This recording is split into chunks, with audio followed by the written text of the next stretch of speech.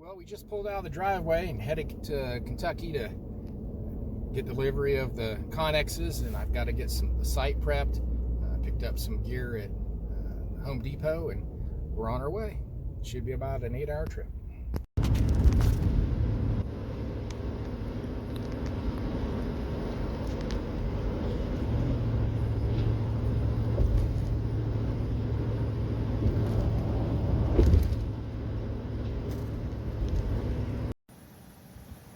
The sun's coming up here. It's pretty incredible. Can't wait to get started on this here. Well, waiting on my son to get here, I just figured I would give you a little bit of a lowdown on what's going on here. As this is where I'm going to be placing the containers for the shipping container garage build that I'm doing.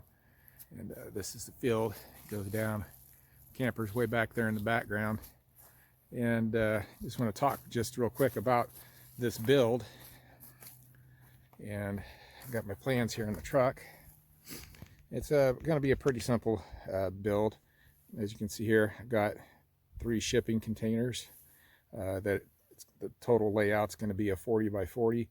The inside slab right here is going to be a 24 by 40 cement slab.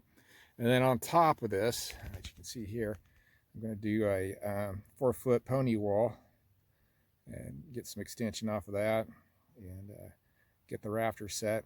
And I'm not much of a mathematician. I hope my math turned out right, because I really didn't do any math. I just added squares because I equated each tiny square to a foot, and that's how I'm going to make sure this is square. I did get a piece of equipment to help me move some gravel and to help put these poles in the ground. And picked this up at Home Depot. It's cheaper to rent it for a week than it was for 4 days. That's the one good thing going on here. And then something about the ground here. Had a lot of rain. It's hard as a rock here. One of my big concerns was how to set this up to where it's the shipping containers aren't gonna move and rust out. And I was told by an old guy that's my neighbor that they've got barns that have been here 100 years or more, that it's rocky up here, the water doesn't stay.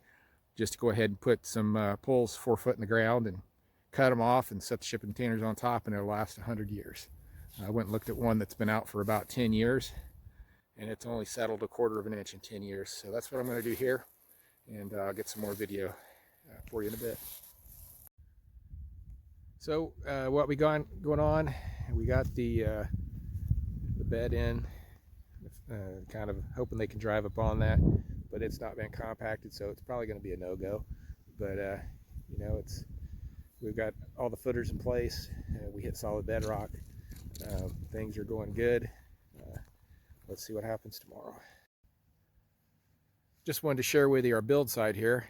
This is the hole that we've got started for our foundation. This is where our house is going to be with a walkout basement. But one thing we've got to do is, this is was ready to go with our original plans, but we've got to go 5 foot deeper on this. So we've got a guy coming back to work this piece, and we just love this piece of land out here.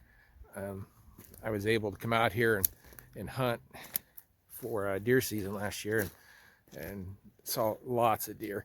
And as you can't see real well with this camera, but it goes out into the woods, and the sun goes down just straight ahead of us there. It's a totally incredible view, and we're gonna be breaking ground here in a couple weeks, and we can't wait to be here in June. Another beautiful morning, waiting on the containers to get here. Well, the shipping containers were supposed to be here this morning, and here it is, almost 4 o'clock, and they still haven't arrived. Let's see. And here comes the first shipping container. Woohoo!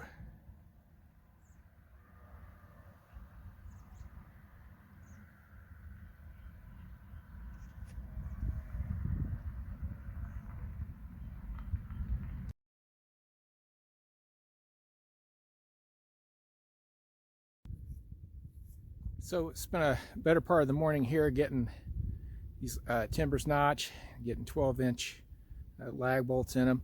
not only to help tighten up the poles, but the structure where the weight's going to sit. I got this bed on here that's not compacted. The drivers said he should be able to just back right over this and set the container.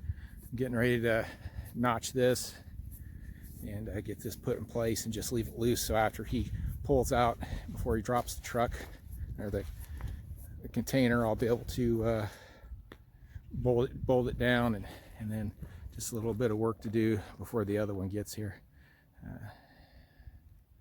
We'll see. They should be here anytime. And here comes shipping container number 2.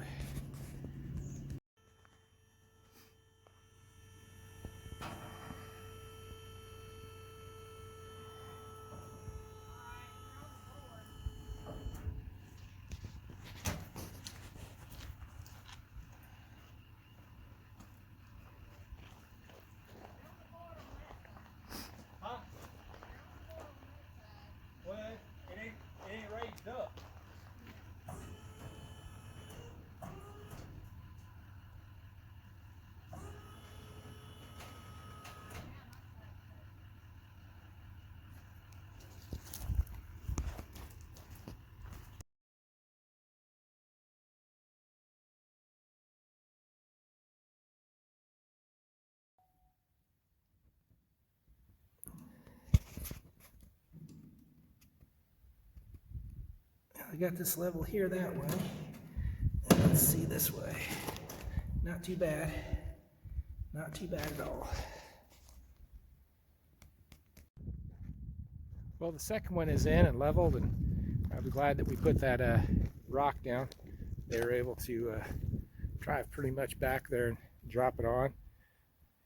Just things are going to settle a little bit on those piers, it looks like. So be adjusting those before we do the roof. But I just got stuff waiting now for the third one to get here, and as soon as it gets here, I get it set, I'll work on getting it level and then move on from there.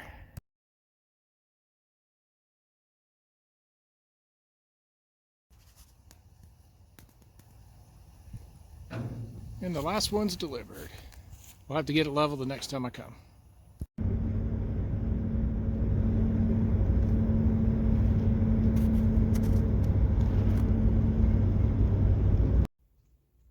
And I made it home safely. I have to say that was one great trip to get down there and spend some time, not only out on the property, but with my son. I don't get to see him very often, so that was a great thing there. And really, that's what this is all about, is about family. But I will say that I think that this container building for our garage is the first thing that we're going to get completed, because I think it's the most important thing that we're doing here, because you have to have a place to store things when you're not there, and make sure they're secure. And also you just have to have a place to be able to work on things, because we plan on doing a lot of our stuff on our own, on our build, on the interior. So got to have space, got to have a place to put my stuff. And hey, if you like this, keep coming back. Hopefully I'll have a video in the next 3 weeks of phase 2 of getting the rest of that thing lined up, and that third shipping container set in place. Again, subscribe, share with your friends. See y'all later.